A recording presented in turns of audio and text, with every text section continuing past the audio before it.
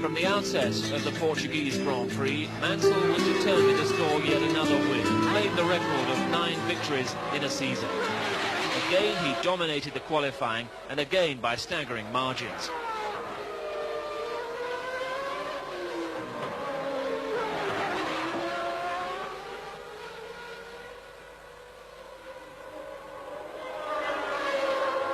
Paes was relatively close, but Senna was again more than a second away.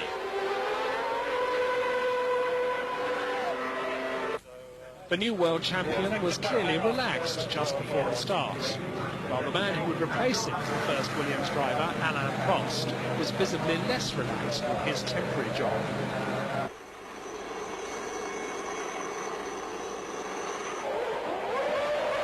Green light. Once again, Mansell ruthlessly led the field. Paes briefly stayed with him down to the first corner, but then Mansell started to pull away from his teammates.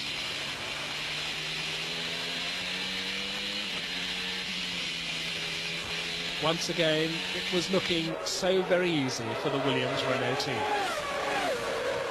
Meanwhile, Schumacher had to start from the back of the grid due to engine problems, but he was soon catching up.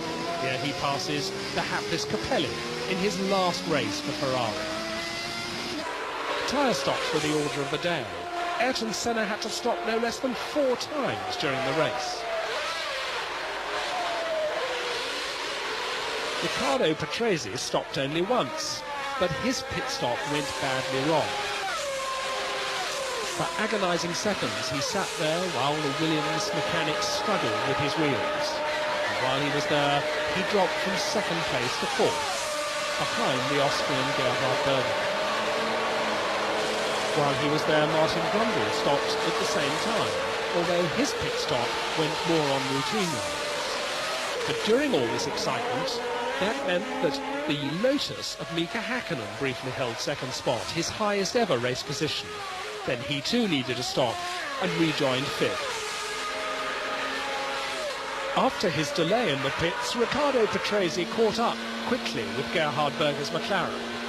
Catching him was one thing, passing him would prove to be an entirely different matter.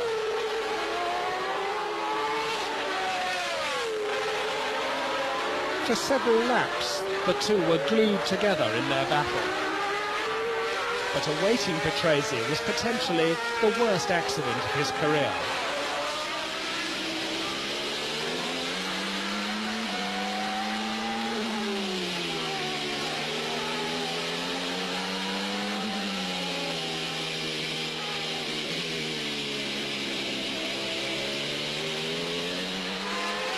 Then coming onto the top straight, it happened.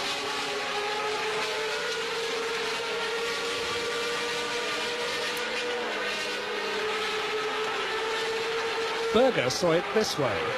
I couldn't say that it was my fault, I couldn't say it was Riccardo's fault, it was just a misunderstanding.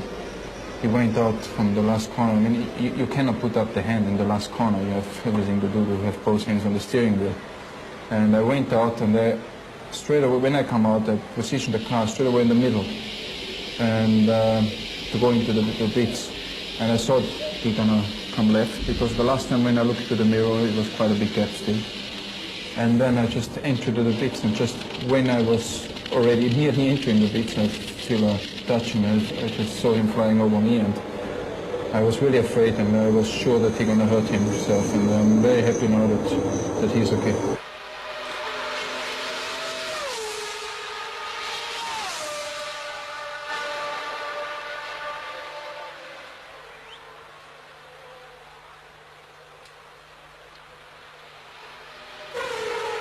Paes survived the crash badly shaken but completely unhurt. It was another testimony of exceptional solidity and strength in a modern Formula One car.